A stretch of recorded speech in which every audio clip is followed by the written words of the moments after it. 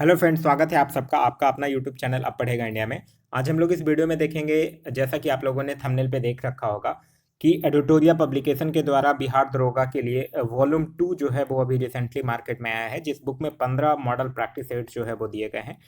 उसी एडिटोरिया वॉल्यूम 2 का आज हम लोग देखेंगे प्रैक्टिस सेट नंबर 1। यह जो है वो यही एडिटोरिया बिहार दरोगा का वॉल्यूम 2 बुक है जो आप लोगों को दिख रहा है। इसी बुक से आज हम लोग देखेंगे प्रैक्टिस सेट नंबर 1। इसका पीडीएफ अगर आप लोगों को प्राप्त करना है तो पीडीएफ के लिए वीडियो के दिए गए डिस्क्रिप्शन लिंक से जाकर टेलीग्राम ग्रुप ज्वाइन कर सकते हैं, या फिर टेलीग्राम पर जाकर सर्च कर सकते हैं आप पढ़ेगा इंडिया। वहाँ जो ग्रुप आएगा उसको ज्वाइन कर लीजिए, वहाँ इसका पीडीएफ जो है वो प्रोवाइड करवा दिया जाएगा। इसके अगर आप लोगों को 15 सेट चाहिए तो आप लोग कमेंट करके ज़रूर बता दीजिएगा कि इस बुक के सेट्स को कंटिन्यू करना है। उसके बाद फिर मैं इसको कंटिन्यू कर दूंगा।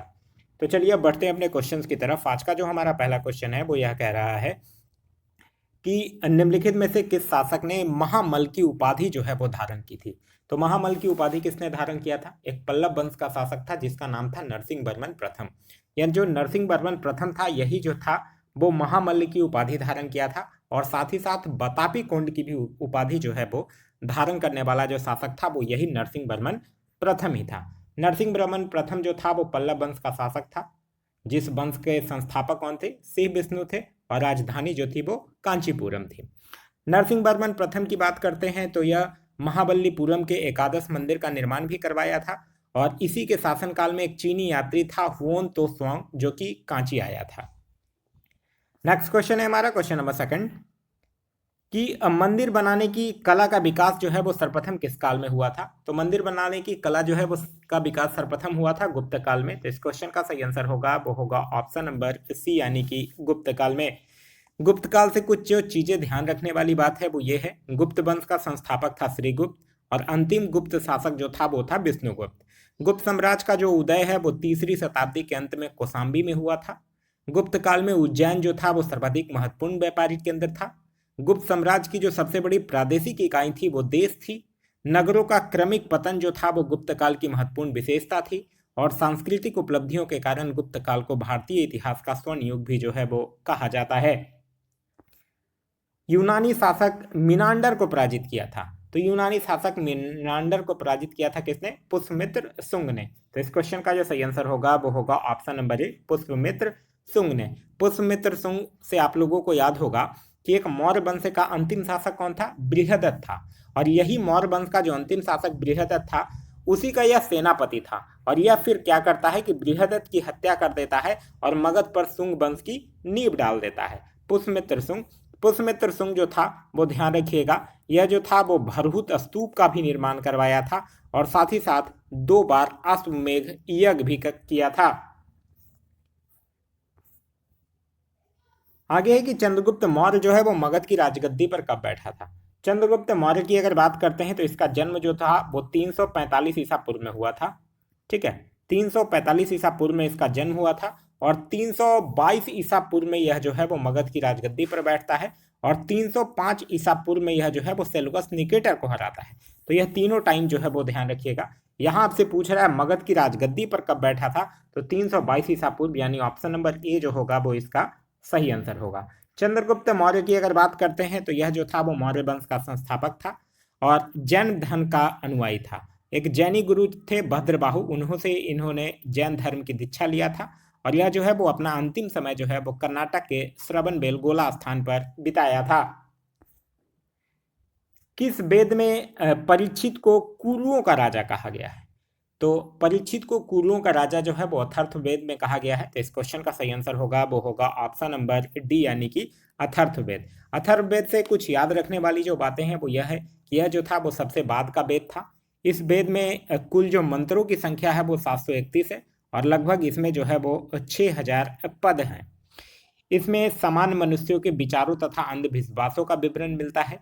इसमें सभा एवं समिति को प्रजापति की 2 पुत्रियां कहा गया है, और गोपथ ब्राह्मण का एक क्वेश्चन पूछा जाता है कि गोपथ ब्राह्मण का संबंध किससे है। तो गोपथ ब्राह्मण का संबंध जो है वो यही अथर्ववेद से है, जो कि कन्याओं के जन्म की निंदा करता है, और इस अथर्ववेद की जो रचना है वो अथर्वा ऋषि के द्वारा किया गया है। मोहम्मद बिन तुगलक यानी एमबीटी ने किसे दिल्ली का काजी नियुक्त किया था? तो यह दिल्ली का काजी किसको नियुक्त करता है? जो एक इब्न बतूता था। इब्न बतूता कौन था? मोरक्को का यात्री था जो मोहम्मद बिन तुगलक के समय में भारत आया था। उसी की विद्वता से प्रभावित होकर उसको दिल्ली का काजी नियुक्त कर देता है मोहम्मद बिन तुगलक। तो इस क्वेश्चन का जो सही आंसर होगा वो होगा ऑप्शन नंबर बी, यानी कि इब्न बतूता। इब्न बतूता से याद रखिएगा एक पुस्तक का नाम रेहला। क्वेश्चन पूछा जाता है कि रेहला पुस्तक जो है वो किसके द्वारा लिखा गया है? तो यही इब्न बतूता के द्वारा रेहला पुस्तक की रचना जो है वो किया गया है। मोहम्मद बिन तुगलक से जो कुछ याद रखने लायक जो बातें हैं वो यह है कि यह जो है वो 1325 में दिल्ली के सिंहासन पर बैठता है। यह जो है वो सर्वाधिक शिक्षित, विद्यमान और योग्य शासक था। इसे स्वप्नशील, पागल और रक्त पिपासु भी कहा गया है। यह जो है वो अपनी राजधानी दिल्ली से देवगिरी में स्थानांतरित करता है और उसका नाम जो है वो दौलताबाद रखता है। साथ ही साथ कृषि के विकास के लिए एक अमीरे कोही नामक नए नवीन विभाग की भी स्थापना करता है। दिए गए प्रश्न में कौन सही सुमेलित नहीं है यह आपको बताना है। कह रहा है दीवाने खैरात फिरोज शाह तुगलक। बिल्कुल यह जो है वो सही सुमेलित है, क्योंकि दीवाने खैरात जो है वो फिरोज शाह तुगलक के द्वारा एक दान विभाग से संबंधित था। यह दीवाने खैरात। दीवाने अर्ज जो था वो बलबन, यह सैन्य विभाग से संबंधित है, यह भी सही है। फिर है दीवाने कोही जो कि कृषि विभाग से संबंधित है। अभी हम लोगों ने देखा मोहम्मद बिन तुगलक के द्वारा नवीन विभाग की स्थापना की गई थी, यह भी सही है। दीवाने मुस्तखराज फिरोज शाह तुगलक, ये गलत है, क्योंकि दीवाने मुस्तखराज की जो स्थापना है वो किसके द्वारा किया गया था? अलाउद्दीन खिलजी के द्वारा किया गया था, जो कि ये क्या था? वित्त विभाग था। तो इस क्वेश्चन का जो सही आंसर होगा वो होगा ऑप्शन नंबर डी। अकबर ने किस वर्ष स्वयं को हरमदल से मुक्त किया था? तो अकबर जो था वो स्वयं को हरमदल से मुक्त किया था 1562 में। तो इस क्वेश्चन का जो सही आंसर होगा वो होगा ऑप्शन नंबर बी, 1562 में इसने स्वयं को हरमदल से मुक्त किया था। साथ ही साथ याद रखिएगा 1562 में ही इसने दास प्रथा का भी अंत जो है वो किया था। 1563 की अगर बात करते हैं तो याद रखिएगा 1563 में तीर्थ यात्रा कर समाप्त कर दिया था। 1564 की बात कीजिएगा तो 1564 में इसने जजिया कर समाप्त कर दिया था। 1575 में इसने इबादत खाने की स्थापना किया था। उसके बाद 1579 में इसने मजहर की घोषणा किया था और 1582 में इसने दीन इलाही की स्थापना किया था। ठीक है। साथ ही साथ याद रखिएगा 1556 ईस्वी में अकबर के द्वारा पानीपत की दूसरी लड़ाई लड़ी गई थी और 1576 ईस्वी में इसने हल्दी घाटी का युद्ध जो है वो लड़ा था। तो ये सब कुछ फैक्ट है अकबर का जो कि आपको ध्यान रखना है। किसके शासनकाल में बंगाल को भारत का स्वर्ग कहा जाता था? देखिए, बंगाल को भारत का स्वर्ग किसके शासनकाल में कहा जाता था? अलवर्दी खां के शासनकाल में। तो इस क्वेश्चन का जो सही आंसर होगा वो होगा ऑप्शन नंबर सी, अलवर्दी खां। अलवर्दी खां जो था वो 1740 ईस्वी में बंगाल का शासक बनता है और इसके सत्ता संभालते ही मुगलों को राजस्व देना जो है वो बंद कर दिया जाता है। अलवर्दी खां का जो फिर उत्तराधिकारी होता है कौन? सिराजुद्दौला। नेक्स्ट है कि किस गवर्नर जनरल के शासनकाल में राजकीय कोषागार को मुर्शिदाबाद से कलकत्ता स्थानांतरित किया गया था? तो किस गवर्नर जनरल के शासनकाल में किया गया था? वारेन हेस्टिंग्स के शासनकाल में किया गया था। तो इस क्वेश्चन का सही आंसर है वो है option number A, Warren Hastings. Warren Hastings का जो टेन्योर है वो है 1774 से लेकर 1785 तक। वारेन हेस्टिंग्स से जो कुछ चीजें आपको ध्यान रखना है वो यह याद रखना है कि वारेन हेस्टिंग्स के ही काल में बोर्ड ऑफ रेवेन्यू की स्थापना हुई थी। सुरक्षा प्रकोष्ठ की नीति जो है वो इसी से संबंधित है। क्वेश्चन पूछा जाता है कि सुरक्षा प्रकोष्ठ की नीति जो है वो किससे संबंधित है? तो वारेन हेस्टिंग्स से ही संबंधित है। साथ ही साथ इसने मुगल साम्राज्य को मिलने वाला 26 लाख रुपए की जो वार्षिक पेंशन है वो भी बंद करवा दिया गया था। और एक क्वेश्चन पूछा जाता है कि किस पे महाभियोग लगाया गया था? तो इस पे ही बर्क के द्वारा जो है वो महाभियोग लगाया गया था। साथ ही साथ वारेन हेस्टिंग्स जो था वो 1781 में कलकत्ता में प्रथम मदरसा स्थापित करता है। इसी के शासनकाल में प्रथम आंग्ल मराठा युद्ध होता है। 1775 से लेकर 1782 टेन्योर है प्रथम आंग्ल मराठा युद्ध का। और इसी के समय में 1784 में the Asiatic Society of Bengal की स्थापना किया जाता है। और साथ ही साथ जो पिट्स इंडिया एक्ट है 1784 का, वो भी इसी के समय में पारित हुआ था। बंगाल विभाजन जो है वो प्रभावी या लागू हुआ था? तो बंगाल विभाजन जो है वो लॉर्ड कर्जन के समय में लागू हुआ था, यह तो आपको याद ही है। लॉर्ड कर्जन के समय में इसकी घोषणा जो है वो 19 जुलाई 1905 को किया गया था। कहीं कहीं 20 जुलाई 1905 भी दिया हुआ रहेगा और 19 जुलाई 2005 भी आपको देखने के लिए मिलेगा। इसकी ये घोषणा हुआ था 19 जुलाई से। अच्छा, 19 जुलाई 1905 से घोषणा हुआ था। आपसे पूछ रहा है कि कब प्रभावी हुआ था, तो प्रभावी हुआ था 16 अक्टूबर 1905 से। तो इस क्वेश्चन का जो सही आंसर होगा वो होगा ऑप्शन नंबर सी, यानी कि 16 अक्टूबर 1905 से यह क्या हो गया था, प्रभावी हो गया था। साथ ही साथ एक और डेट याद रखिएगा, वो डेट है 7 अगस्त 1905। बंगाल विभाजन के विरोध में ही 7 अगस्त 1905 को कलकत्ता में टाउन हॉल में स्वदेशी आंदोलन की घोषणा की गई थी। तो एक तो याद रखना है 19 जुलाई 2005, सॉरी 1905, 19 जुलाई 1905 को क्या हुआ था, बंगाल विभाजन की घोषणा हुई थी। 16 अक्टूबर 1905 को प्रभावी हुआ था और 7 अगस्त 1905 को कलकत्ता के टाउन हॉल में स्वदेशी आंदोलन की घोषणा जो है वो किया गया था। क्लियर है? यह हुआ था सब किसके काम में, लॉर्ड कर्जन के टेन्योर में हुआ था, यह भी आपको ध्यान रखना है। लॉर्ड कर्जन की अगर बात करते हैं तो लॉर्ड कर्जन से भी कुछ चीजें ध्यान रखिए। लॉर्ड कर्जन के समय में कृषि इंस्पेक्टर जनरल की नियुक्ति की गई थी। भारतीय पुरातत्व विभाग की स्थापना किया गया था। इसी के कार्यकाल के दौरान कलकत्ता में विक्टोरियल मेमोरियल हॉल की स्थापना किया गया था। 1904 में इसने भारतीय विश्वविद्यालय अधिनियम को पारित किया था। 1905 में पूसा कृषि अनुसंधान संस्थान खोला गया था और लॉर्ड कर्जन के समय में ही 1901 में सिंचाई आयोग की भी स्थापना जो है वो किया गया था। सिंचाई आयोग, पुलिस आयोग, ये सब जो है वो लॉर्ड कर्जन के समय में ही स्थापना किया गया था। नेक्स्ट है कि भूमिज विद्रोह का संबंध किस राज्य से है। भूमिज विद्रोह, चेरो विद्रोह, कोल विद्रोह, संथाल विद्रोह, मुंडा विद्रोह, यह सब का संबंध जो है वो झारखंड से है। तो इस क्वेश्चन का सही आंसर होगा वो होगा ऑप्शन नंबर डी, यानी कि झारखंड। भूमिज विद्रोह हुआ कब था? 1832 में हुआ था। और किसका नेतृत्व करता कौन था? नेतृत्व करता था गंगा नारायण सिंह। किसने कहा था कि कांग्रेस के लोग पदों के भूखे राजनीतिक हैं? तो कांग्रेस के लोग पदों के भूखे राजनीतिक हैं, यह बंकिम चंद्र चटर्जी के द्वारा कहा गया था। तो इस क्वेश्चन का सही आंसर होगा वो होगा ऑप्शन नंबर बी। अगर और ऑप्शंस की बात कीजिएगा तो लॉर्ड कर्जन से ध्यान रखिएगा। लॉर्ड कर्जन ने कहा था कि कांग्रेस जो है वो लड़खड़ाकर गिर रही है, भारत में रहते हुए मेरी दिली इच्छा है कि मैं उसे शांतिपूर्ण बनने में मदद कर सकूं। लॉर्ड डफरीन की बात कीजिएगा तो लॉर्ड डफरीन जो है वो यह कहा था कि कांग्रेस जो है वो केवल सूक्ष्मदर्शी अल्पसंख्यक का प्रतिनिधित्व करती है। अरविंद घोष की अगर बात कीजिएगा तो अरविंद घोष ने कांग्रेस के बारे में कहा था कि कांग्रेस जो है वो क्षय रोग से मरने वाली एक संस्था है। जलियांवाला बाग जांच से संबंधित हंटर कमेटी की रिपोर्ट को प्रकाशित की गई थी। हंटर कमेटी की रिपोर्ट की अगर हम लोग बात करते हैं तो आप लोग पढ़े होंगे कि जलियांवाला बाग हत्याकांड की जांच के लिए सरकार जो है वो 19 अक्टूबर 1919 को लॉर्ड हंटर की अध्यक्षता में एक कमेटी का गठन किया था, जिसमें कि 5 अंग्रेज थे और 3 भारतीय सदस्य थे। और इसका कमेटी भी जो था वो 28 मई 1920 को अपनी रिपोर्ट जो है वो जारी करता है। एक चीज और भी आपको ध्यान रखना है कि कांग्रेस जो था वो जलियांवाला बाग हत्याकांड की जांच के लिए मदन मोहन मालवीय के नेतृत्व में एक आयोग भी जो है वो नियुक्त करता है। और इस हत्याकांड में एक हंसराज नामक व्यक्ति था जो कि भारतीय था, वो ही जो है वो डायर का सहयोग करता था।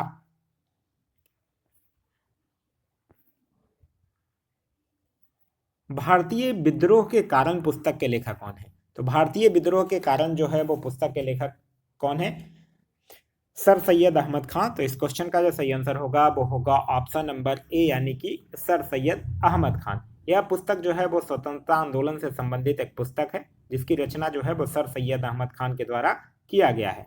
सर सैयद अहमद खान से याद रखिएगा, इन्होंने एएमयू यानी अलीगढ़ मुस्लिम यूनिवर्सिटी की स्थापना किया था और साथ ही साथ अलीगढ़ में एक साइंटिफिक सोसाइटी की भी स्थापना सर सैयद अहमद खां के द्वारा ही किया गया था। अलकनंदा और पिंडार नदी का संगम स्थल कहलाता है। अलकनंदा और पिंडार नदी का संगम जो है वो कहाँ कहलाता है? कर्णप्रयाग कहलाता है। तो इस क्वेश्चन का सही आंसर होगा वो होगा option number C, Karnaprayag. Rudraprayag की अगर बात कीजिएगा तो अलकनंदा और मंदाकिनी का संगम जो है वो रुद्रप्रयाग में होता है। विष्णुप्रयाग की अगर बात कीजिएगा तो विष्णुप्रयाग में धौली और विष्णुगंगा का संगम होता है। और एक और नाम याद रखिएगा, देवप्रयाग। देवप्रयाग में क्या होता है? अलकनंदा नदी तथा भागीरथी नदी का संगम जो है वो देवप्रयाग में होता है। किस प्रकार की मिट्टी में कार्बनिक पदार्थ की बहुलता होती है? तो किस प्रकार की मिट्टी में होता है? काली मिट्टी में कार्बनिक पदार्थ की बहुलता होती है। काली मिट्टी जो होता है उसमें मैग्नीशियम, चूना, लौह तत्व और कार्बनिक पदार्थ की अधिकता जो है वो पाई जाती है। काली मिट्टी का काला रंग जो है वो टिटेनिफेरस, मैग्नेटाइट और जीवाश्म की उपस्थिति के कारण होता है। यह जो है इसका निर्माण जो है वो बेसाल्ट चट्टानों के टूटने से होता है, जिसको कि हम लोग काली मिट्टी को रेगुर मिट्टी या फिर कपासी मिट्टी के नाम से भी जानते हैं। काली मिट्टी जो है वो मुख्य रूप से महाराष्ट्र, गुजरात और कर्नाटक वाले क्षेत्रों में पाई जाती है। दक्षिण अंडमान एवं लघु अंडमान को जोड़ती है। दक्षिण अंडमान एवं लघु अंडमान को कौन जोड़ता है? डंकन पास जोड़ता है। तो इस क्वेश्चन का सही आंसर होगा वो होगा option number C, Duncan pass. Palk strait की बात कीजिएगा तो तमिलनाडु एवं श्रीलंका को कौन जोड़ता है? पाक स्टेट जोड़ता है। 10 डिग्री चैनल की बात कीजिएगा तो 10 डिग्री चैनल को लघु अंडमान और कार निकोबार के मध्य स्थित है। और कोको स्टेट की बात कीजिएगा तो जो कोको द्वीप है म्यांमार में और उत्तरी अंडमान के मध्य है ये कोको स्टेट। आगे है कि नंदा देवी एवं नंगा पर्वत किस हिमालय के भाग हैं? तो नंदा देवी हो गया, नंगा पर्वत हो गया, कंचनजंगा हो गया, नामचा बरवा हो गया, यह सब जो है वो किस पर्वत का भाग है? हिमाद्री का, जिसको कि हम लोग बृहद हिमालय के नाम से भी जानते हैं। तो इस क्वेश्चन का सही आंसर होगा वो होगा ऑप्शन नंबर बी, हिमाद्री, जो कि हिमालय की सबसे ऊंची श्रेणी है और इस श्रेणी की औसत ऊंचाई जो है वो लगभग 6000 मीटर है। नेक्स्ट क्वेश्चन है क्वेश्चन नंबर 20। कह रहा है कि म्यांमार के साथ कितने भारतीय राज्यों की सीमा लगती है? म्यांमार के साथ भारत जो है वो 1643 किलोमीटर की सीमा बनाता है और 4 राज्य जो है वो म्यांमार के साथ सीमा बनाती है। वो 4 राज्य कौन कौन है? अरुणाचल प्रदेश है, मिजोरम है, नागालैंड है और कौन है? मणिपुर है। ये 4 राज्य हो गए, अरुणाचल प्रदेश, मिजोरम, नागालैंड और मणिपुर, जो कि म्यांमार के साथ सीमा लगती है। साथ ही साथ ध्यान रखिएगा भारत के कुल 16 ऐसे राज्य हैं जो कि पड़ोसी देशों के सीमा के साथ जुड़ते हैं।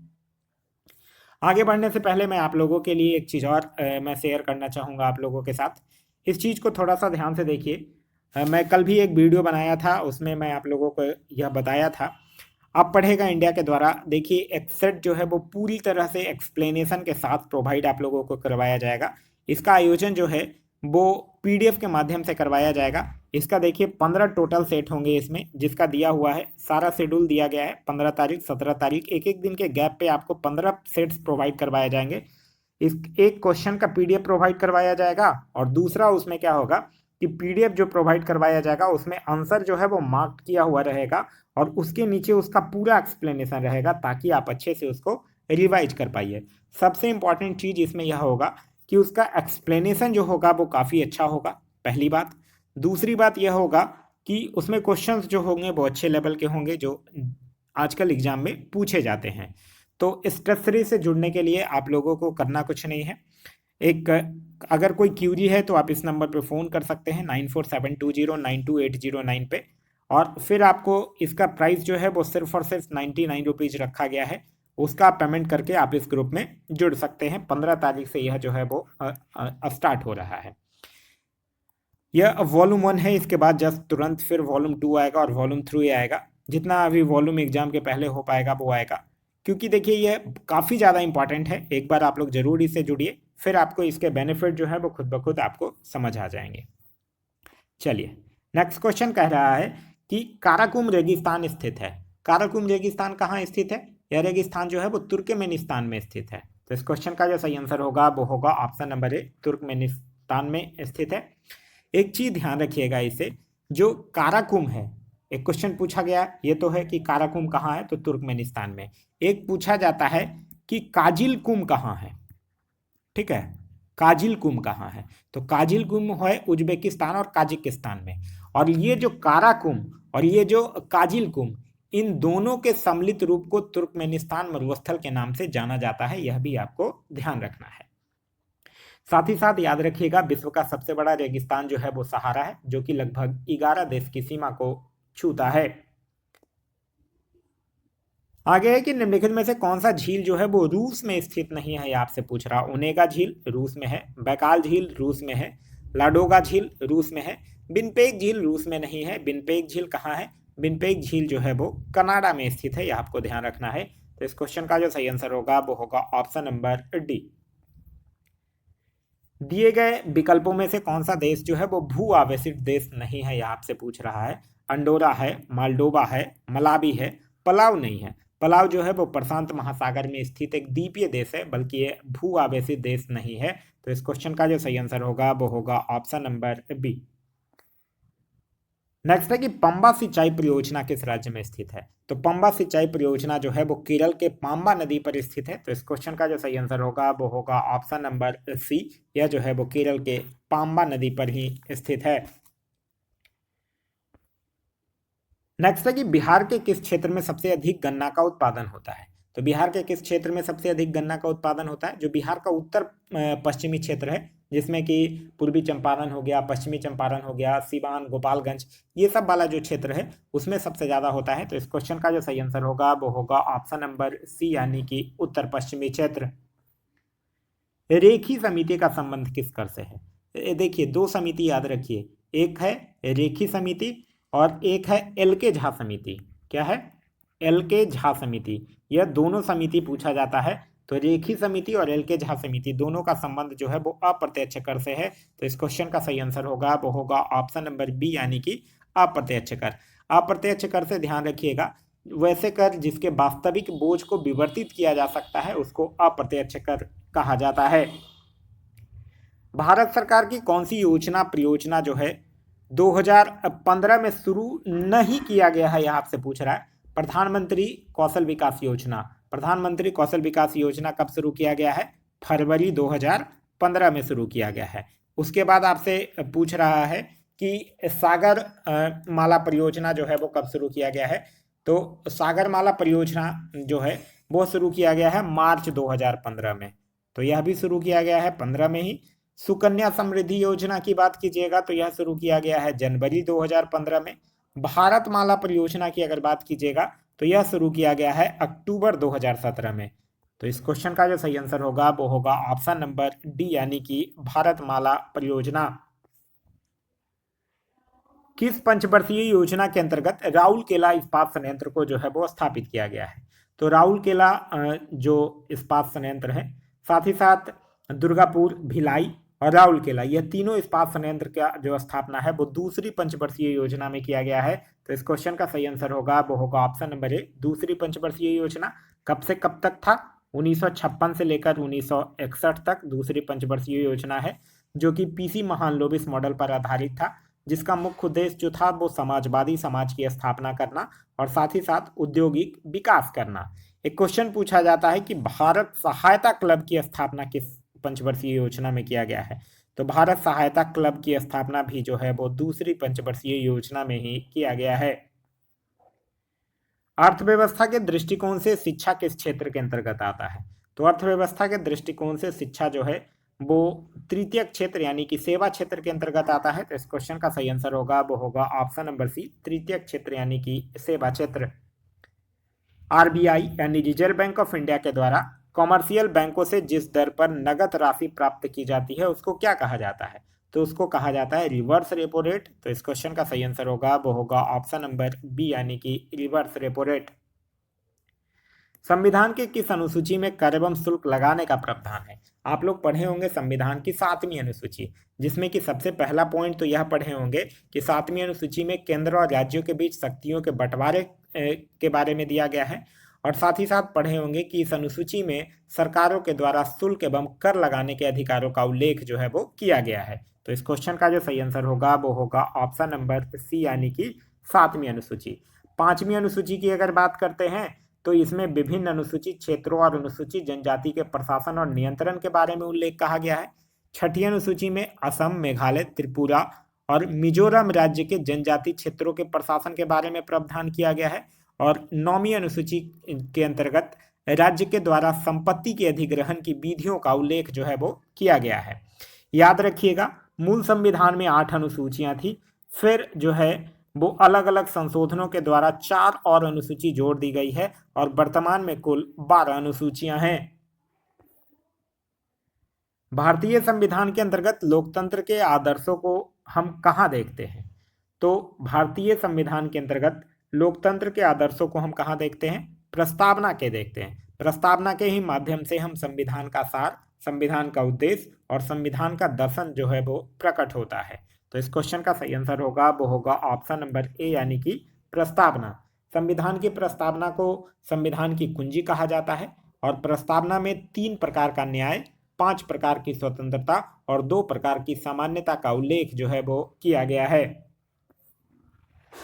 आगे है कि किस मौलिक अधिकार का लक्ष्य सामाजिक भेदभाव का उन्मूलन करना है। तो सामाजिक भेदभाव का उन्मूलन करना है किसको? सामान्यता का अधिकार को। तो इस क्वेश्चन का सही आंसर होगा वो होगा ऑप्शन नंबर बी, सामान्यता का अधिकार। और इसका विवरण जो है वो अनुच्छेद 14 से लेकर अनुच्छेद 18 तक में किया गया है। किस संशोधन के तहत राष्ट्रपति का कोई भी मामला जो है वो मंत्रिपरिषद के द्वारा पुनः विचार किए जाने के लिए वापस भेजने का अधिकार प्रदत्त की गई है? तो यह किसमें किया गया है? आप लोग पढ़े होंगे 44वां संविधान संशोधन कब हुआ था? 1978। इसी के द्वारा एक जोड़ा गया था अनुच्छेद 74 में पार्ट 1, अनुच्छेद 74(1) के अनुसार ही यह प्रावधान जोड़ा गया है कि राष्ट्रपति के पास कोई भी मामला मंत्रिपरिषद द्वारा पुनः विचार किए जाने के लिए वापस भेजने का अधिकार जो है वो प्राप्त है। 44वां संविधान संशोधन 1978 के द्वारा और भी कुछ चीजें याद रखिएगा। राष्ट्रीय आपात स्थिति लागू करने के लिए आंतरिक अशांति के स्थान पर सैन्य विद्रोह का आधार जो है वो रखा गया था और साथ ही साथ उच्चतम न्यायालय को राष्ट्रपति तथा उपराष्ट्रपति के निर्वाचन संबंधित विवाद को हल करने की अधिकारिता जो है वो प्रदान की गई थी। प्रथम स्पीकर कौन थे जिनके विरुद्ध लोकसभा में अविश्वास प्रस्ताव लाया गया था? तो वो कौन थे? जीबी मावलंकर ही थे। तो इस क्वेश्चन का सही आंसर होगा वो होगा ऑप्शन नंबर बी, यही प्रथम लोकसभा अध्यक्ष भी थे और इन्हीं के विरुद्ध 15 दिसंबर 1954 को अविश्वास प्रस्ताव जो है वो लाया गया था, लेकिन यह प्रस्ताव जो है वो लोकसभा के द्वारा अस्वीकृत जो है वो कर दिया गया था। यहाँ एक टर्म आया है अविश्वास प्रस्ताव। अविश्वास प्रस्ताव से एक चीज ध्यान रखिएगा, प्रस्ताव के पक्ष में कम से कम 50 सदस्यों का होना आवश्यक होता है अविश्वास प्रस्ताव में, और प्रस्ताव प्रस्तुत किए जाने के 10 दिन के अंदर इस पर चर्चा होना भी आवश्यक होता है। सूचना के अधिकार अधिनियम को राष्ट्रपति द्वारा कब स्वीकृति प्रदान की गई थी? सूचना का अधिकार के समय राष्ट्रपति कौन थे? एपीजे अब्दुल कलाम, और उन्हीं के द्वारा इस अधिनियम को 15 जून 2005 में स्वीकृति प्रदान की गई थी, लेकिन फिर इसको लागू किया गया था 12 अक्टूबर 2005 को। तो इस क्वेश्चन का जो सही आंसर होगा वो होगा ऑप्शन नंबर ए यानी कि जून 2005। बिहार में पंचायत स्तर पर राज्य सरकार का प्रतिनिधित्व कौन करता है? तो बिहार में पंचायत स्तर पर राज्यसभा का प्रतिनिधित्व जो है वो ग्राम सेवक यानी कि पंचायत सचिव के द्वारा किया जाता है। तो इस क्वेश्चन का सही आंसर होगा वो होगा ऑप्शन नंबर ए, पंचायत सचिव के द्वारा। याद रखिएगा पंचायती राज से कि 73वां संविधान संशोधन जो है वो पंचायती राज से संबंधित है और इसके द्वारा संविधान के भाग 9 में अनुच्छेद 243 और 11वीं अनुसूची का प्रावधान जो है वो किया गया है। नेक्स्ट क्वेश्चन कह रहा है कि उपयुक्त कथन में से कौन एक सही है, यह आपको बताना है। संसद द्वारा राज्य विधानमंडल के स्वतंत्र तथा निष्पक्ष चुनाव कराने की शक्तियां एक स्वतंत्र इकाई अर्थात निर्वाचन आयोग को दी गई है, यह बिल्कुल सही है। फिर कह रहा है निर्वाचन आयुक्त को पद से हटाने का अधिकार जो है वो राष्ट्रपति के पास है, यह भी बिल्कुल सही है। यहाँ ए और बी दोनों सही है लेकिन एक दूसरे का स्पष्टीकरण नहीं है। तो इस क्वेश्चन का सही आंसर होगा वो होगा ऑप्शन नंबर बी, ए और बी दोनों सही है परंतु बी जो है वो सही स्पष्टीकरण नहीं है। हिंदी को राजभाषा के रूप में मान्यता कब दी गई थी? तो हिंदी को राजभाषा के रूप में मान्यता दिया गया था 14 सितंबर 1949 को, और इसीलिए 14 सितंबर को क्या मनाया जाता है? हिंदी दिवस मनाया जाता है। तो इस क्वेश्चन का सही आंसर होगा वो होगा ऑप्शन नंबर बी, 1949 को। ध्यान रखिएगा संविधान के भाग 17 में अनुच्छेद 343 के अनुसार जो संघ की राजभाषा है वो हिंदी है और लिपि जो है वो देवनागरी है। पंचायती राज जो है वो किस सूची का विषय है? तो पंचायती राज जो है वो भारतीय संविधान की 7वीं अनुसूची के अंतर्गत राज्य सूची का विषय बनाया गया है। तो इस क्वेश्चन का सही आंसर होगा वो होगा ऑप्शन नंबर ए, राज्य सूची का विषय है। राज्य सूची में मूलतः जो है वो 66 विषय था, लेकिन वर्तमान में राज्य सूची में कितने विषय हैं? 61 विषय हैं। हरित गृह प्रभाव का अर्थ है, तो हरित गृह प्रभाव का अर्थ क्या है? वायुमंडल में ग्रीन हाउस गैसों के घनीकरण के कारण वायुमंडल में तापमान का बढ़ना, हाँ यही है। तो इस क्वेश्चन का जो सही आंसर होगा वो होगा ऑप्शन नंबर ए। एक क्वेश्चन पूछा जाता है कि ग्रीन हाउस गैस की संकल्पना जो है वो सर्वप्रथम किसके द्वारा किया गया था। तो सर्वप्रथम जो है वो जोसेफ फेरियर के द्वारा किया गया था। जोसेफ फेरियर के द्वारा किया गया था, यह भी आपको ध्यान रखना है। नेक्स्ट है कि निम्नलिखित गैसों में से कौन सी एक गैस है जो पृथ्वी पर जीवन के लिए हानिकारक भी है और लाभदायक भी है। देखिए, तो यह दोनों कौन है, कार्बन डाइऑक्साइड। कार्बन डाइऑक्साइड इसलिए हानिकारक है क्योंकि यह ग्लोबल वार्मिंग बढ़ा रहा है, और बेनिफिट किस लिए है, क्योंकि इसको पौधे लेकर आपको ऑक्सीजन प्रोवाइड कर रहे हैं। तो ये यूजफुल भी है और हार्मफुल भी है। कार्टाजेना प्रोटोकॉल का संबंध है, तो कार्टाजेना प्रोटोकॉल एक अंतर्राष्ट्रीय संधि है जिसका संबंध जो है वो जैव सुरक्षा समझौते से है, जिसको कि 2000 में स्वीकार किया गया था और 2003 से ये इफेक्टिव हो गया था, प्रभावी हो गया था। तो इस क्वेश्चन का जो सही आंसर होगा वो होगा ऑप्शन नंबर सी, जैव सुरक्षा समझौते से है। भारत में मैंग्रोव यानी ज्वारीय वन वनस्पति सर्वाधिक कहाँ पाई जाती है। तो सर्वाधिक पाया जाता है सुंदरबन में। तो इस क्वेश्चन का सही आंसर होगा वो होगा ऑप्शन नंबर बी यानी कि सुंदरबन। वन्यजीव संरक्षण अधिनियम किस वर्ष पारित किया गया था। तो वन्यजीव संरक्षण अधिनियम जो है वो 9 सितंबर 1972 को पारित किया गया था, जिसमें कि कुल 66 धाराएं हैं। तो इस क्वेश्चन का सही आंसर होगा वो होगा ऑप्शन नंबर बी यानी कि 1972 में। निम्नलिखित में से कौन सी पुस्तक जो है वो रविन्द्रनाथ टैगोर के द्वारा नहीं लिखा गया है। विसर्जन जो है वो रविन्द्रनाथ टैगोर के द्वारा लिखी गई पुस्तक है। उसके बाद द कोर्ट डांसर जो पुस्तक है वो किसके द्वारा लिखी गई है, रविन्द्रनाथ टैगोर के द्वारा ही लिखी गई है। गार्डनर रविन्द्रनाथ टैगोर के द्वारा लिखा गया है। उसके बाद है कि नेचर क्योर, नेचर क्योर किसके द्वारा लिखी गई पुस्तक है। यह जो नेचर क्योर पुस्तक है इसके लेखक मोरारजी देसाई हैं, रविन्द्रनाथ टैगोर नहीं है। तो इस क्वेश्चन का जो सही आंसर होगा वो होगा ऑप्शन नंबर डी। राष्ट्रपिता महात्मा गांधी को किस वर्ष पहली बार नोबेल पुरस्कार के लिए नामित किया गया है। देखिए, महात्मा गांधी को कुल 5 बार नोबेल पुरस्कार के लिए दिया गया है, जिसमें पहली बार 1937 में और लास्ट बार कब, 1948 में नामित किया गया था। तो इस क्वेश्चन का सही आंसर होगा वो होगा ऑप्शन नंबर बी यानी कि 1937 में। नोबेल पुरस्कार से ध्यान रखिएगा, नोबेल पुरस्कार की जो स्थापना है वो स्वीडन के एक वैज्ञानिक अल्फ्रेड बेनहार्ड नोबेल के द्वारा किया गया था, और कब किया गया था यह भी आपको ध्यान रखना है, 1901 में किया गया था। नेक्स्ट है कि संयुक्त राष्ट्र औद्योगिक विकास संगठन यूएनआईडीओ का मुख्यालय कहाँ स्थित है। तो यूएनआईडीओ का मुख्यालय कहाँ स्थित है, वियना में स्थित है। तो इस क्वेश्चन का जो सही आंसर होगा वो होगा ऑप्शन नंबर ए यानी कि वियना में स्थित है। नेक्स्ट है कि चंद्रमा तल पर सफलतापूर्वक उतरने वाला पहला अंतरिक्ष यान कौन सा है। तो चंद्रमा तल पर सफलतापूर्वक उतरने वाला पहला अंतरिक्ष यान जो है वो है लूना 9। तो इस क्वेश्चन का जो सही आंसर होगा वो होगा ऑप्शन नंबर ए, लूना 9। और यह जो है वो कब उतरा था, 1968 में उतरा था। किस राज्य में प्रसिद्ध रत्नागिरी मठ है। तो रत्नागिरी मठ जो है वो उड़ीसा में स्थित है। तो इस क्वेश्चन का जो सही आंसर होगा वो होगा ऑप्शन नंबर बी यानी कि उड़ीसा में। नेक्स्ट क्वेश्चन कह रहा है कि एक संतुलित रासायनिक समीकरण किस सिद्धांत पर आधारित होता है।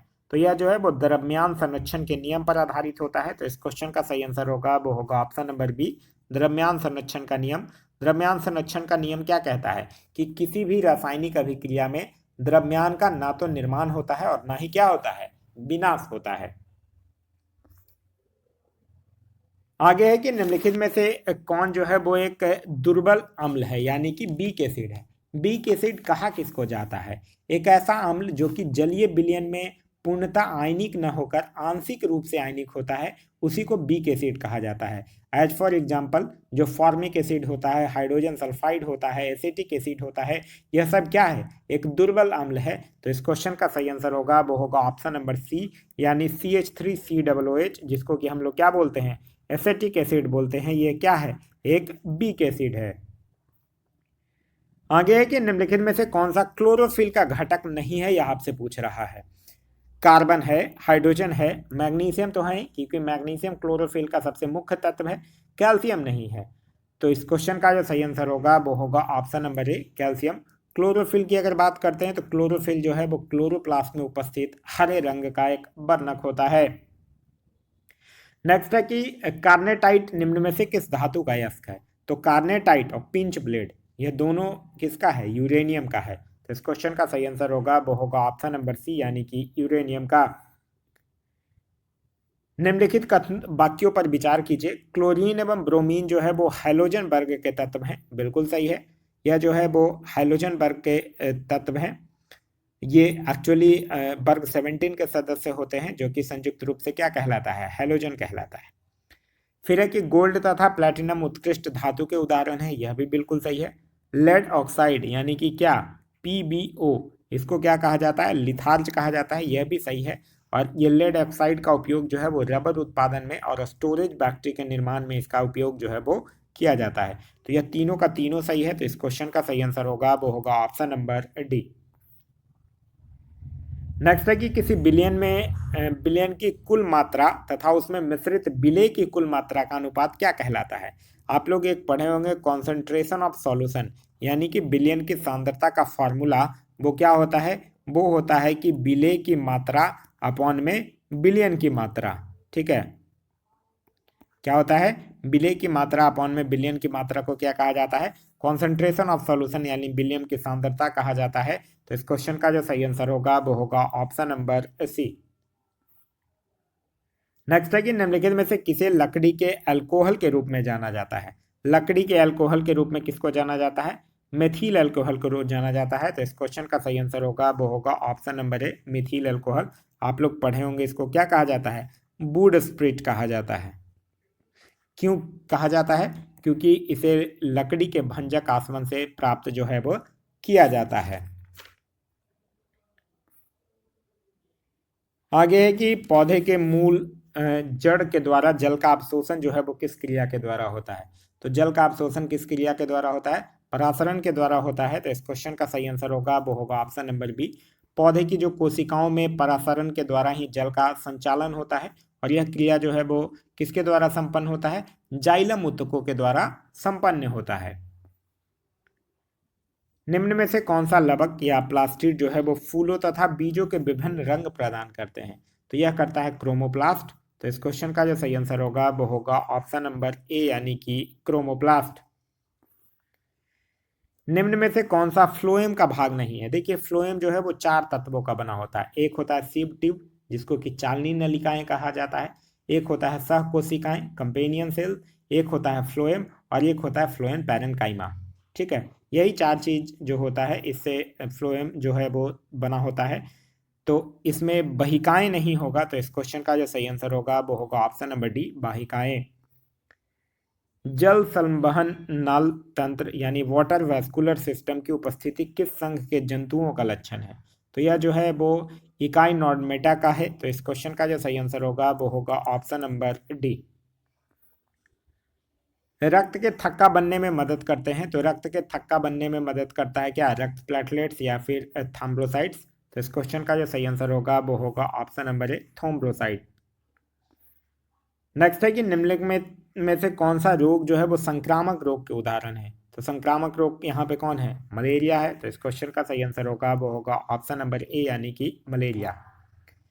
नेक्स्ट है कि भैंसों की उत्तम नस्ल मेहसाना और सुरती किस क्षेत्र में पाई जाती है। देखिए नस्ल से क्वेश्चन पूछा जाता है, ध्यान रखिएगा। भैंस की लगभग 10 प्रजातियां जो है वो भारत में पाई जाती हैं, जैसे नागापुरी हो गया, नागपुरी हो गया, सुरती हो गया, मेहसाना हो गया, ये सब है जो पाया जाता है।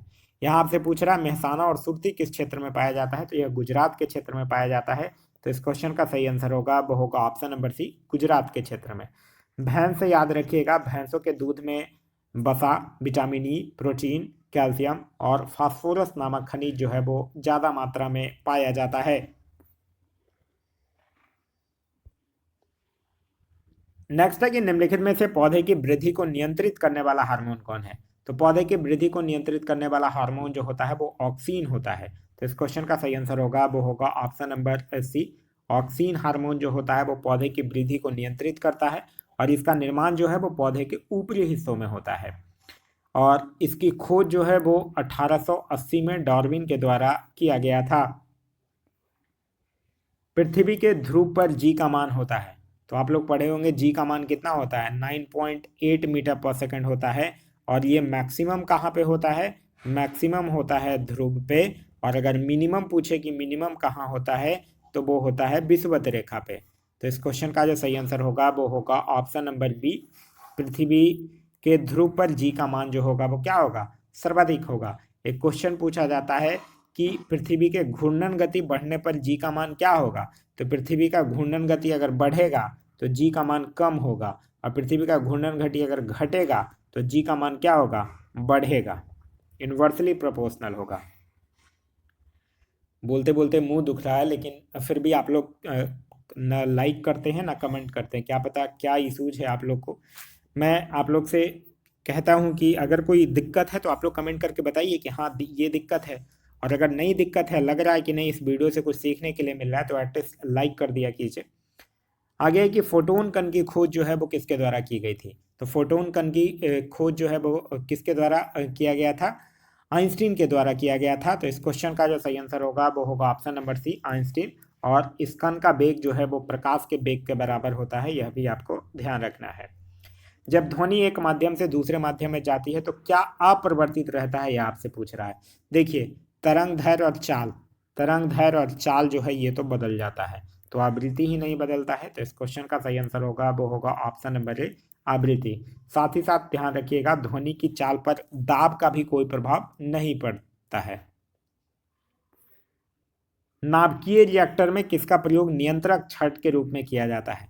तो नियंत्रक छड़ के रूप में बोरोन या कैंडियम की छड़ का प्रयोग किया जाता है। तो इस क्वेश्चन का सही आंसर होगा वो होगा ऑप्शन नंबर बी, यानी कि बोरोन। नेक्स्ट है कि दिए गए विकल्पों में से कौन सदिश राशि का उदाहरण नहीं है। सदिश राशि का उदाहरण नहीं है मतलब कौन सा राशि होगा, वो अदिश राशि होगा, स्केलर क्वांटिटी होगा। देखिए, सदिश राशि कौन होता है, जिसमें परिमाण के साथ साथ दिशा भी होता है, जैसे कि बल, वेग, विस्थापन, त्वरण, ये सब क्या है, सदिश राशि है। यहाँ आपसे पूछ रहा कौन नहीं है, तो कार्य नहीं है, कार्य जो है वो अदिश राशि है। तो इस क्वेश्चन का सही आंसर होगा वो होगा ऑप्शन नंबर ए। नेक्स्ट है कि किस केंद्रीय मंत्रालय के द्वारा स्वर धरोहर उत्सव का आयोजन किया गया। तो स्वर धरोहर उत्सव का आयोजन जो है वो संस्कृति मंत्रालय के द्वारा किया गया, जिसका उद्देश्य जो है वो देश की प्रतिष्ठित कला, संस्कृति और विरासत को प्रदर्शित करना है। तो इस क्वेश्चन का सही आंसर होगा वो होगा ऑप्शन नंबर सी, संस्कृति मंत्रालय। और संस्कृति एवं पर्यटन मंत्री कौन है अभी, उनका नाम है जी किशन रेड्डी। वर्ष 2022 के व्यास सम्मान के लिए किसे चुना गया है। 2022 का जो व्यास सम्मान है वो 32वां व्यास सम्मान है, याद रखिएगा। कभी कभी क्वेश्चन ऐसे भी पूछ देता है कि 32वां व्यास सम्मान के लिए किसको चुना गया है। तो 32वां व्यास सम्मान के लिए चुना गया है डॉक्टर ज्ञान चतुर्वेदी को। उनकी एक उपन्यास है पागलखाना, उसके लिए। इससे पहले 2021 में 31वां जो व्यास सम्मान है वो किसको दिया गया है, असगर बजाहत को, उनके नाटक महाबली के लिए दिया गया था। साथ ही साथ यहाँ पे एक ऑप्शन में नाम है शिव शंकरी। शिव शंकरी से याद रखिएगा, इनको 2022 का सरस्वती सम्मान मिला है। ठीक है, क्या मिला है, 2022 का सरस्वती सम्मान मिला है। नेक्स्ट है कि सुपर कंप्यूटर परम शक्ति को कहाँ स्थापित किया गया है। देखिए, यहाँ पे आपसे क्वेश्चन कुछ भी पूछ सकता है। अगर परम शक्ति पूछेगा तब आपका आंसर हो जाएगा आईआईटी खड़गपुर। अगर परम कामरूप पूछेगा तब आंसर होगा आईआईटी गुवाहाटी। परम गंगा पूछेगा तो आईआईटी रुड़की, और परम आनंद पूछेगा तो आईआईटी गांधीनगर। यह चारों आप में ध्यान रखिएगा। मैं फिर से रिकॉल कर देता हूँ, परम शक्ति आईआईटी खड़गपुर, परम गंगा आईआईटी रुड़की, परम कामरूप आईआईटी गुवाहाटी, और परम आनंद जो है वो आईआईटी गांधीनगर में स्थापित किया गया है।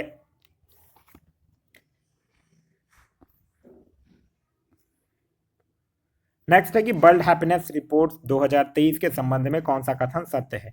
देखिए, कोई भी रिपोर्ट से आपको तीन चीज एकदम से याद रखना है। पहला स्थान, भारत का रैंक, और जारीकर्ता कौन है। वर्ल्ड हैप्पीनेस रिपोर्ट 2023 की बात कीजिएगा तो इसमें भारत को 126वां स्थान प्राप्त हुआ है, यह जो है वो बिल्कुल सही है। फिर है कि फिनलैंड को शीर्ष स्थान प्राप्त हुआ है, बिल्कुल सही है। डेनमार्क और आइसलैंड को क्रमशः दूसरे और तीसरे पायदान पर रखा गया है, यह भी बिल्कुल सही है। एक चीज और ध्यान रखिएगा, वर्ल्ड हैप्पीनेस इंडेक्स की गणना जो है वो प्रतिवर्ष संयुक्त राष्ट्र सतत विकास समाधान नेटवर्क के द्वारा किया जाता है। तो इस क्वेश्चन का सही आंसर होगा वो होगा ऑप्शन नंबर डी। यहाँ 1, 2 और 3 जो है वो तीनों सही है। भारतीय सेना ने किस देश के साथ संयुक्त प्रशिक्षण अभ्यास साइक्लोन 1 का शुभारंभ किया है? साइक्लोन 1 किसके किसके बीच हुआ है? भारत और मिस्र के बीच हुआ है। मोस्ट इंपॉर्टेंट क्वेश्चन है, क्योंकि साइक्लोन का पहला सीरीज ही जो है वो भारत और मिस्र के साथ हुआ है। यह पहला संस्करण है, इसीलिए क्वेश्चन में पूछे जाने के चांसेस जो है वो ज़्यादा है। भारत और मिस्र के साथ किया गया है। याद रखिएगा, इसका आयोजन कहाँ किया गया है? तो राजस्थान के जैसलमेर में किया गया है। 17वां प्रवासी भारतीय दिवस का आयोजन किस शहर में किया गया? तो यह इंदौर मध्य प्रदेश में किया गया है। तो इस क्वेश्चन का सही आंसर होगा वो होगा option number D, Indore Madhya Pradesh. और 17वां प्रवासी भारतीय दिवस के मुख्य अतिथि जो थे वो गुयेना के राष्ट्रपति मोहम्मद इरफान थे। और अगर विशिष्ट अतिथि पूछे तो विशिष्ट अतिथि सूरीनाम के राष्ट्रपति श्री चंद्रिका प्रसाद संतोखी थे। पर्यटन को प्रोत्साहन देने के लिए अंतर्राष्ट्रीय पर्यटन प्रदर्शनी किस देश में आयोजित किया गया है? तो यह आयोजित किया गया है मैड्रिड, स्पेन में। तो इस क्वेश्चन का सही आंसर होगा वो होगा ऑप्शन नंबर सी। नेक्स्ट है कि इंडिया जस्टिस रिपोर्ट 2022 के संदर्भ में कौन सा कथन असत्य है या कौन सा कथन गलत है, यह आपको बताना है। बड़े राज्यों में प्रथम स्थान कर्नाटक का है, बिल्कुल सही है। इसमें बिहार का स्थान अंतिम है, ये गलत है। बिहार का नहीं है, बल्कि यूपी जो है, यूपी का स्थान इसमें 18वां है, मतलब सबसे अंतिम पायदान पर है यूपी। बिहार जो है वो अंतिम से तीसरे स्थान पर है, मतलब बिहार की जो रैंक है वो इसमें 16वीं है। इसमें पश्चिम बंगाल का स्थान अंतिम से दूसरा है, सही है। छोटे राज्य में सिक्किम जो है वो श्रेष्ठ स्थान पर है, ये भी सही है। तो इस क्वेश्चन का जो सही आंसर होगा वो होगा ऑप्शन नंबर बी। चालू वर्ष 2023 को निम्नलिखित में से किस रूप में मनाया जा रहा है? तो 2023 को मनाया जा रहा है मोटे अनाजों के लिए अंतर्राष्ट्रीय वर्ष। और अगर आपसे 2024 के लिए पूछ दे तो 2024 को मनाया जाएगा उष्ण गनों का अंतर्राष्ट्रीय वर्ष। तो इस क्वेश्चन का जो सही आंसर होगा वो होगा ऑप्शन नंबर सी। नेक्स्ट है कि बिहार जाति आधारित जनगणना 2022 के अनुसार बिहार की कुल जनसंख्या कितनी है? तो बिहार की कुल जनसंख्या जाति आधारित गणना 2022 के अनुसार है 13,07,25,310। तो इस क्वेश्चन का सही आंसर होगा वो होगा ऑप्शन नंबर बी, जिसमें सबसे अधिक आबादी जो है वो अत्यंत पिछड़ा वर्ग यानी कि ईबीसी एक्सट्रीमली बैकवर्ड कास्ट का है। नेक्स्ट है the magic of the last story पुस्तक के लेखक कौन है? तो the magic of the last story पुस्तक के लेखक हैं सुधा मूर्ति। तो इस क्वेश्चन का सही आंसर होगा वो होगा option number B, S Dulat से याद रख सकते हैं life in the shadow a memorial, और एमिली हेनरी से याद रख सकते हैं हैप्पी प्लेस। फीफा विश्व कप 2022 के संबंध में कौन सा कथन असत्य है, यह पूछ रहा है। गोल्डन बूट पुरस्कार किलियन एम्बापे को दिया गया, तो यह जो है वो सही है। फिर उसके बाद कह रहा है कि गोल्डन बॉल पुरस्कार जो है वो लियोनेल मेसी को दिया गया, यह भी सही है। फिर उसके बाद है अर्जेंटीना ने यह दूसरी बार खिताब जीता है, यह गलत है। अर्जेंटीना जो है वो तीसरी बार यह खिताब जीता है, ना कि दूसरी बार। तो इस क्वेश्चन का सही आंसर होगा वो होगा ऑप्शन नंबर सी। और इसका आयोजन कहाँ किया गया था? फीफा विश्व कप 2022 का आयोजन जो है वो कतर में किया गया था। फिर है कि हाल ही में उच्चतम न्यायालय की 5 सदस्यीय संवैधानिक पीठ ने एक ऐतिहासिक निर्णय के अनुसार मुख्य चुनाव आयुक्त एवं चुनाव आयुक्तों की नियुक्ति की एक समिति की सिफारिश पर राष्ट्रपति द्वारा किया जाएगा। इस संवैधानिक पीठ की अध्यक्षता जो है वो किस न्यायमूर्ति के द्वारा किया गया है? तो उनका नाम है न्यायमूर्ति के एम जोसेफ। क्या नाम है? न्यायमूर्ति के एम जोसेफ के द्वारा किया गया है। क्लियर है? चलिए नेक्स्ट क्वेश्चन है क्वेश्चन नंबर 84। क्वेश्चन नंबर 84 कह रहा है निम्न में से कौन सा राज्य जो है वो स्वयं का जलवायु परिवर्तन मिशन शुरू करने वाला देश का पहला राज्य बन गया है? तो यह कौन बन गया है? तमिलनाडु बन गया है। तो इस क्वेश्चन का सही आंसर होगा वो होगा option number B, Tamil Nadu. Tamil Nadu जो है वो भारत का पहला ड्रोन प्रशिक्षण केंद्र वाला भी राज्य है, और भारत का पहला मल्टी मॉडल लॉजिस्टिक पार्क भी जो है वो उसकी स्थापना तमिलनाडु में ही किया गया है। हाल ही में न्यूजीलैंड के नए प्रधानमंत्री के रूप में किसे चुना गया है? तो उनका नाम है क्रिस हिपकिंस। तो इस क्वेश्चन का सही आंसर होगा वो होगा ऑप्शन नंबर सी। नेक्स्ट है कि प्रित्जकर पुरस्कार 2023 किसने जीता है? तो ये जो प्रित्जकर पुरस्कार है ये अंतर्राष्ट्रीय स्तर पर वास्तुकला का सर्वोच्च सम्मान के रूप में जाना जाता है, और यह मिला है डेविड एलन चीपरफील्ड को। तो इस क्वेश्चन का सही आंसर होगा वो होगा ऑप्शन नंबर बी। भारतीय सेना के किस कैंट में पहला 3D प्रिंटेड घर का उद्घाटन किया गया है? तो यह भारतीय सेना के अहमदाबाद कैंट में किया गया है। तो इस क्वेश्चन का सही आंसर होगा वो होगा ऑप्शन नंबर ए।